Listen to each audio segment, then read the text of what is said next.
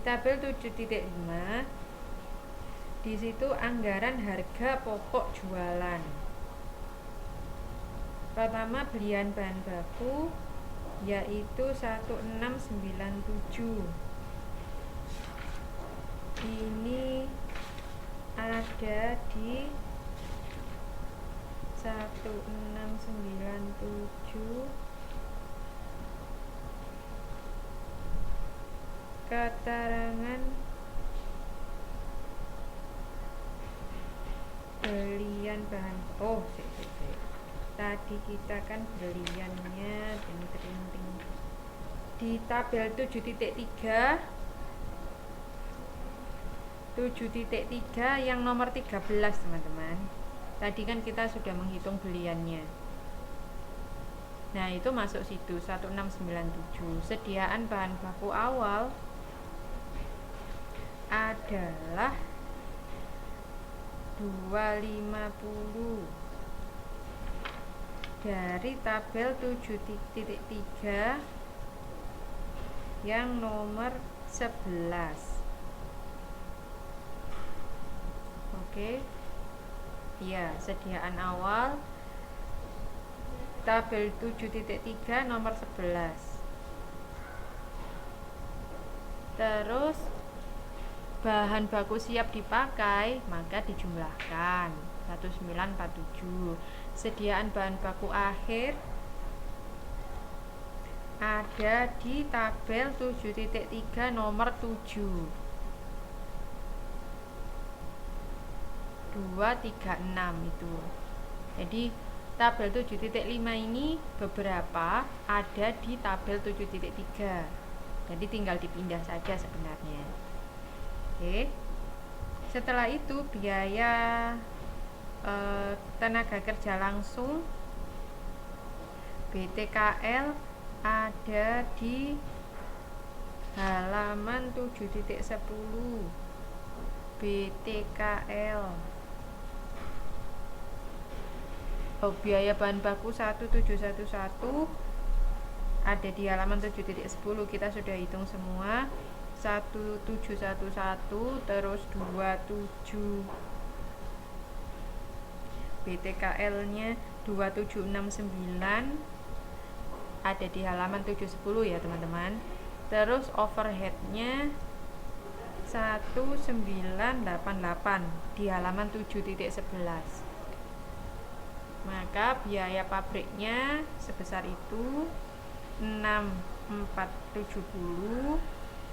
Terus sediaan awalnya 55294. Ini ada di halaman 7.4.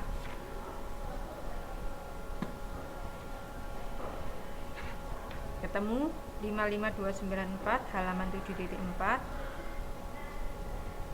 Terus dijumlahkan menjadi produk masuk dalam proses.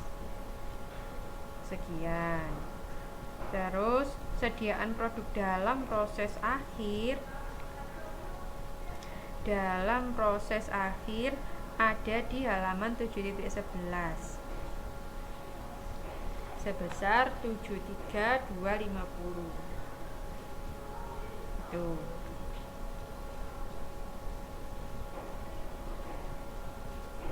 Oke. Sudah. Terus sediaan produk jadi awal dan seterusnya. Maka harga pokok jualannya adalah 6.282.866. Itu. Kalau kita masukkan ke anggaran laba rugi, maka jadinya yang pertama jualan 9847.200 dari tabel 1. Terus harga pokok jualan yang baru kita hitung 6282.886 dari tabel 5. Maka laba kotornya sekian. Beban-beban ini ya diketahui di ilustrasi. Terus jumlah beban tinggal dijumlahkan. Terus laba usaha sama dengan 3.500.000 itu dikurangi 1.800.000 sama dengan 1,679. Terus ada dapatan bunga 98, ada beban bunga 90.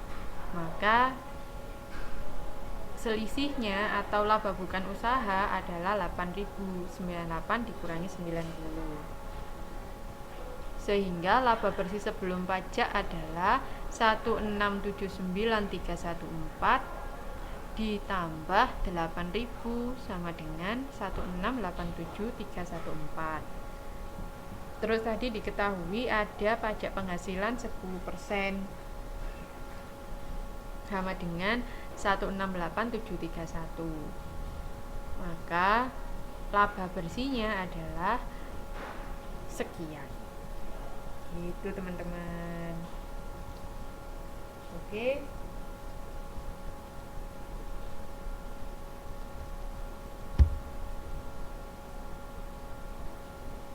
Itu tadi anggaran laba rugi. Sekarang kalau anggaran kas. Anggaran kas karena kita tadi diasumsikan atau syaratnya adalah semua penjualan, semua pembayaran dilakukan secara tunai, maka kas masuk adalah dari jualan, yaitu 9847. Totalnya jualan tadi. Dapatan bunga juga gitu, dia jadi kas masuk. Sedangkan kas keluarnya dari beli bahan baku, upah tenaga kerja, itu kan ada di ilustrasi 7.5. Kalau yang kas keluar ini beli bahan baku, upah tenaga kerja, overhead ini ada di tabel 7.5. Terus beban usaha ada di 7.6. Tadi ilustrasi, terus beban-beban lainnya, pajak penghasilan semuanya ada di tabel sebelumnya. Maka jumlah kas keluar sekian. Surplusnya adalah 1345727. Kenapa surplus? Karena kas masuknya lebih banyak daripada kas keluar. Tuh. Terus diketahui saldo awalnya adalah 600.000, maka saldo kas akhir adalah surplusnya itu ditambah saldo kas awal sama dengan 1945 sekian. Maka di neraca jadinya seperti ini. Kasnya tadi 1945 masuk di kas. Sediaan produk jadi awal ada di halaman 711. Produk jadi awal. Terus sediaan produk dalam proses juga sudah ada, sudah diketahui, sudah kita hitung. Sama sediaan bahan baku juga sudah kita hitung di tabel 7.3 nomor 7.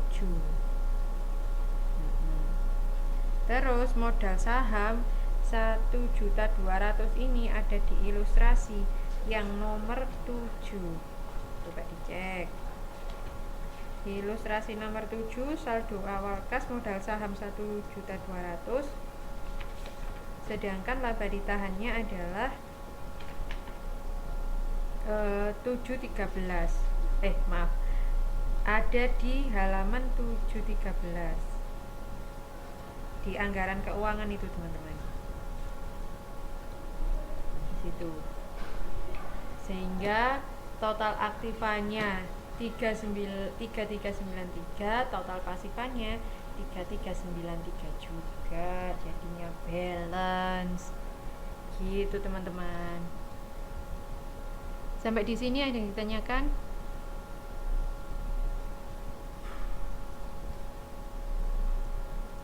Jadi kita menghitung semua dulu dari awal,